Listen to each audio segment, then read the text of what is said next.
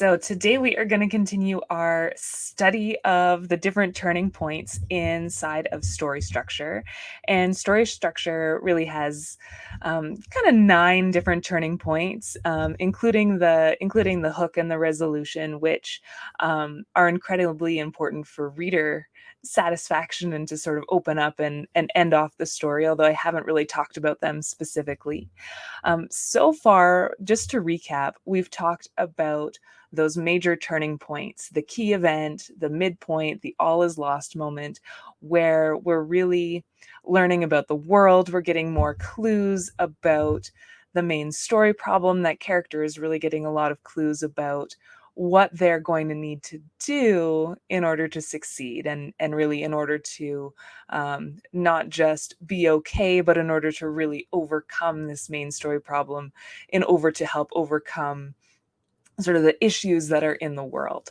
So that's the major turning points. And then in our last session, we talked about more of those internal turning points. So the turning point to self-determination in the middle of the first half of Act 2, and the unexpected failure, which mirrors the middle of the second half of Act 2, which is where our main character is really sort of coming up a wall and they're really just starting to question themselves.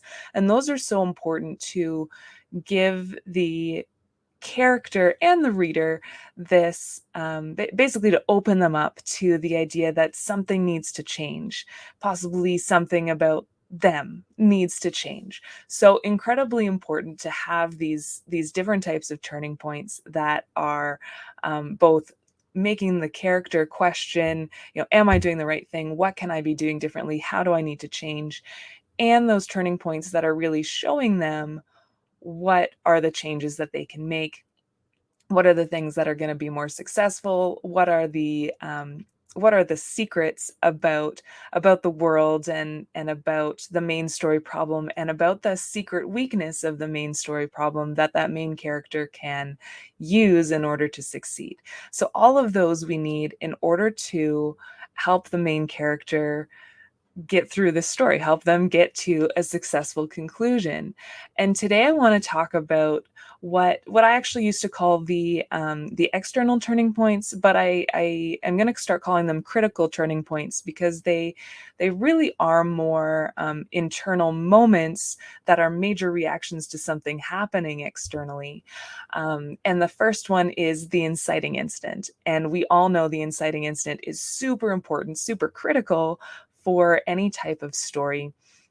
The character is going to hit some kind of internal crisis. They're going to decide to take on a new adventure and they're going to set a goal for that adventure. And that's mirrored by the refusal, which happens just really right before the climax, right before the big climactic end to this whole story. And in both of these, again, the character is setting a goal. They are essentially hitting again this crisis in their values, and they are making a decision that they probably never thought they would make before. They're putting themselves on a new path, and they're taking on this adventure, and they're really going to end up changing things for these turning points. And if we think about that inciting incident, that's the moment when they take on the story problem. The first 10 to 12% of the book is the hook and setup. And that's where we're really just learning about the main character's everyday life. And they're struggling, they're in a survival situation.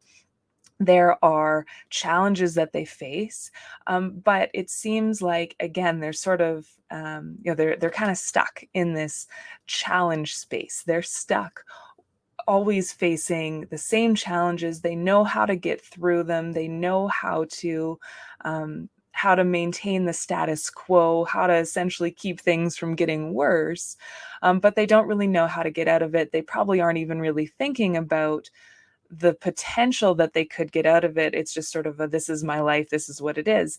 And we hit that inciting incident, and it's so critical, it's so important, because that's the moment when they say, I'm going to take on this adventure, and it's the adventure that's going to change their life.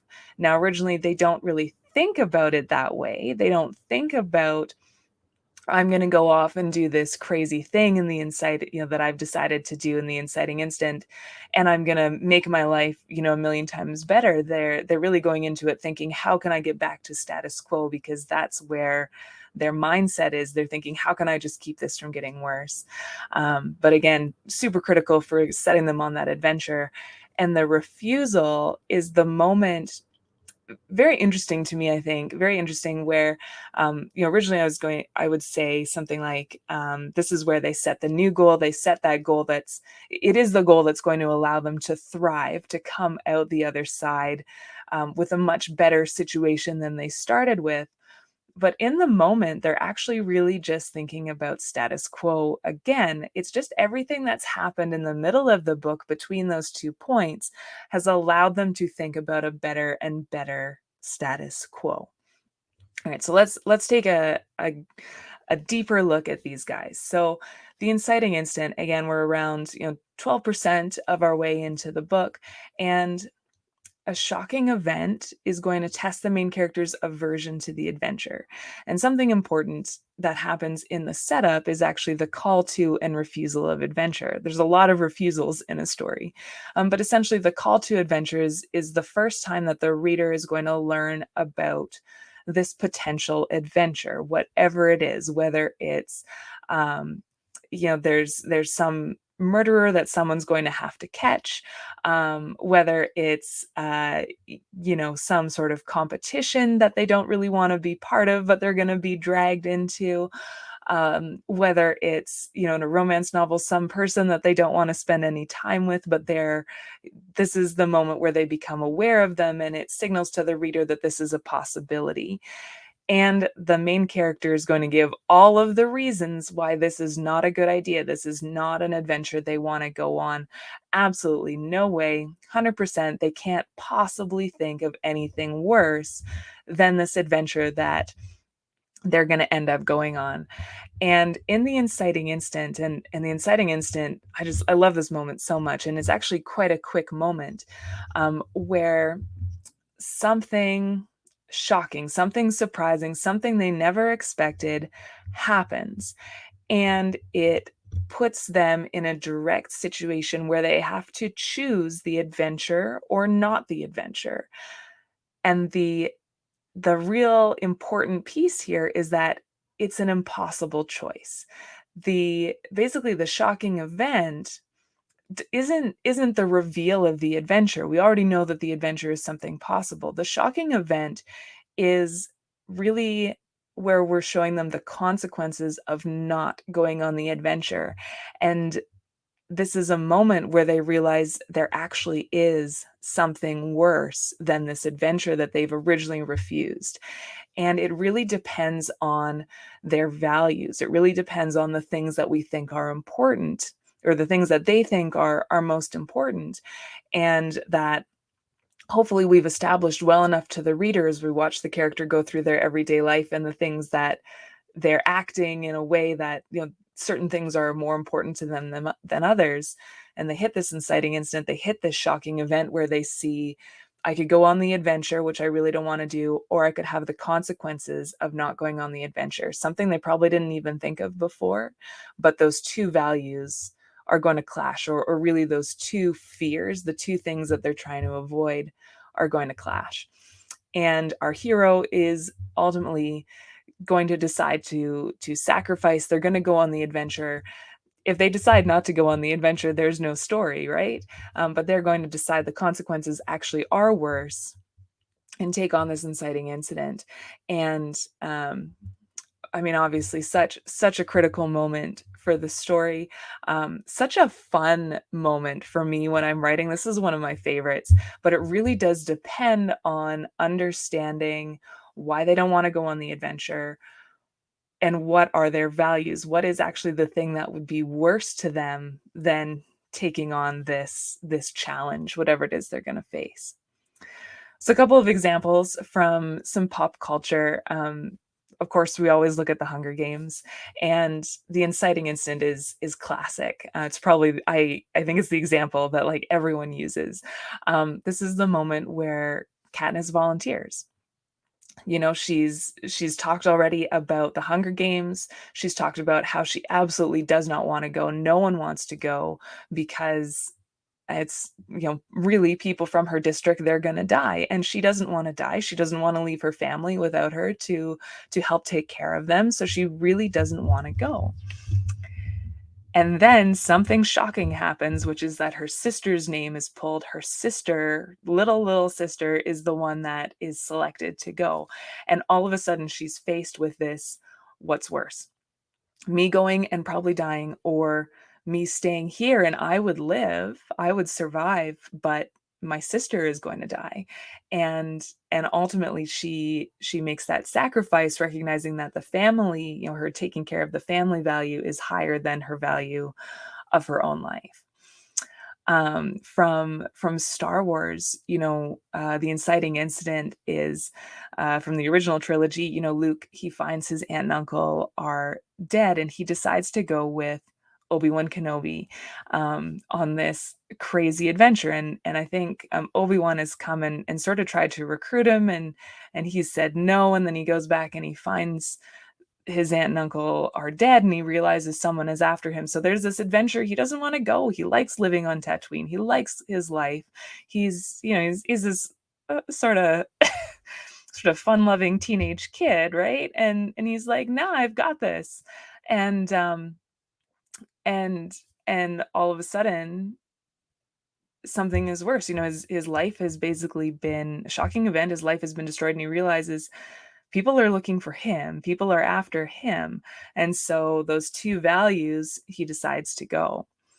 Um, another great example, in Harry Potter, Harry decides that he's going to go to wizarding school, despite his aunt and uncle telling him not to in Harry Potter. And it's this really, of course, Harry Potter is a YA book, and it's this really interesting moment where Harry has always done what his aunt and uncle have asked him to. He's always looking to make them happy. He's always trying not to get in trouble. And his aunt and uncle are saying, don't go, this is madness. And he makes a decision that um, he's going to go on this adventure. Now, it's not that it's not necessarily that it's really not super classic. It's not an adventure that he is absolutely averse to. And really the only indication we've had before is all of these like letters coming to him, and all of these like weird magical things that are happening. That's sort of what the reader has available to them ahead of Harry actually reading the letter, when it all sort of starts to click for the reader that he's a wizard and there's wizarding school and there's all of these other things.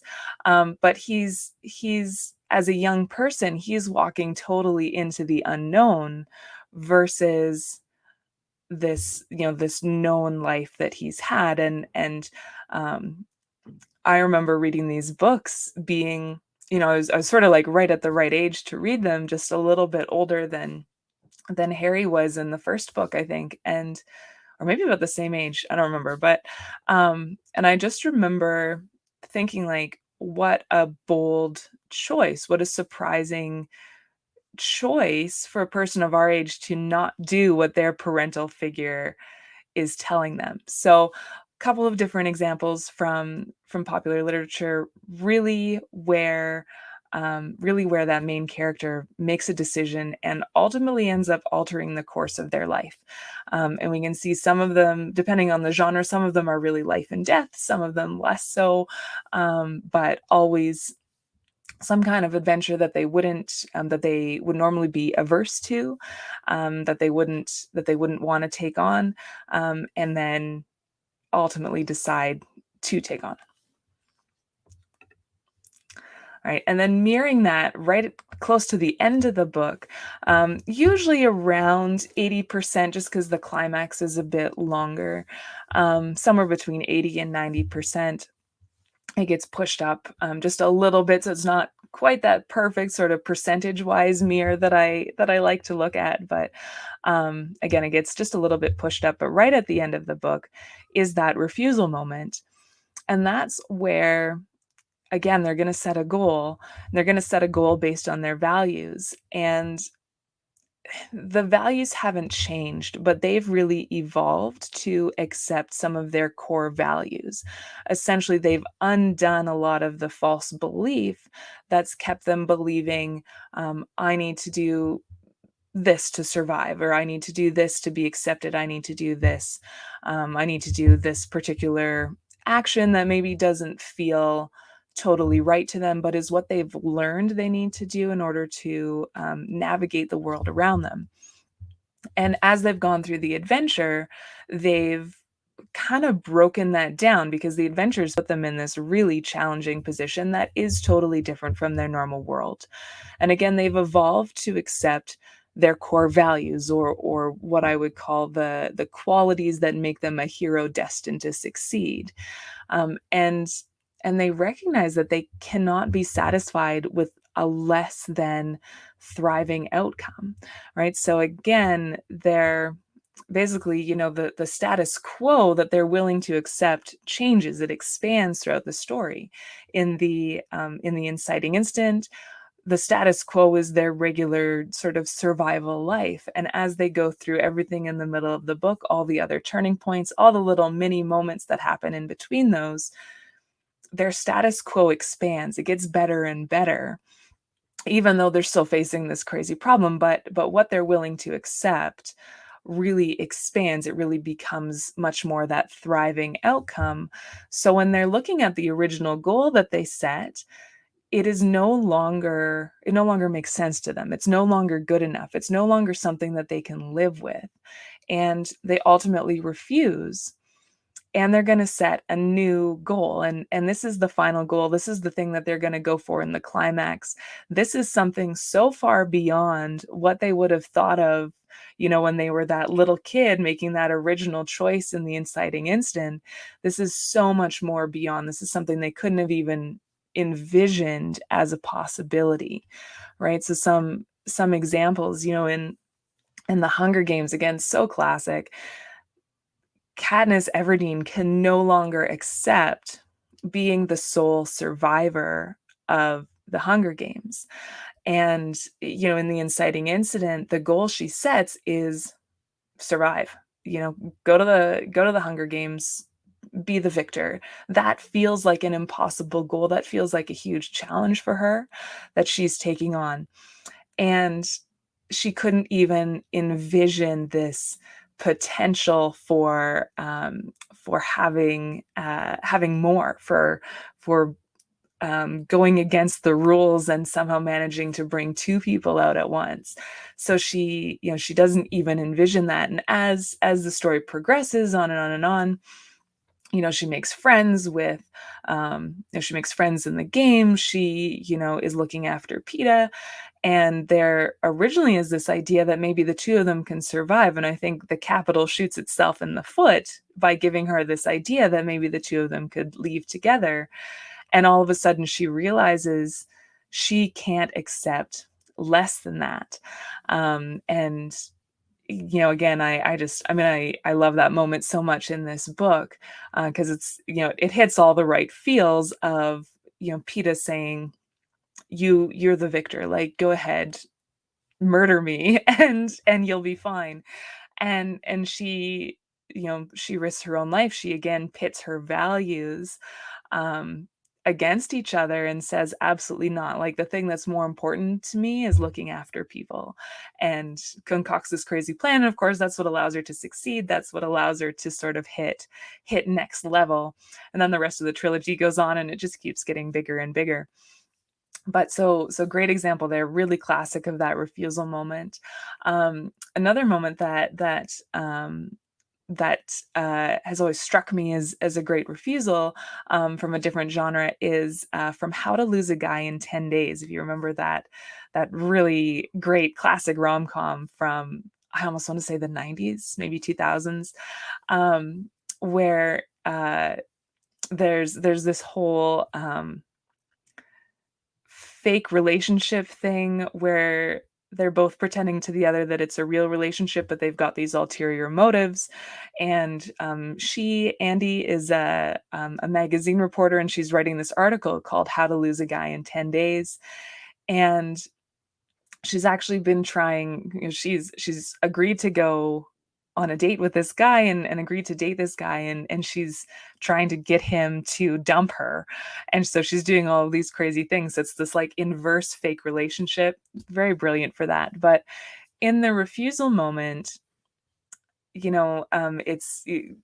often it sort of gets paired with that all is lost. So in the all is lost, um she uh she has a successful magazine article come out. She's been successful in losing the guy in 10 days. She writes the article. Her editor says it's really good. And she realizes she does not want to publish it. She isn't, um, she isn't happy now, and she's surprised because she did the thing that she set out to do, but she's not happy. She's not happy with his outcome because she actually really likes Ben. And there's this moment where she's sitting in her office and she's so upset, and all of a sudden it hits her and she says, "I have to go find him." And she goes to find him, and that's the refusal moment where she says, "I just can't accept this." And she's now looking at her values, which in the beginning were career versus relationship, and career won. And now she's looking at it again, career versus relationship. She's grown to the point where it's acceptable. It's acceptable to her. Um, she can appreciate and sort of be proud of the fact that actually relationship is more important to her than career. So fantastic refusal moment there.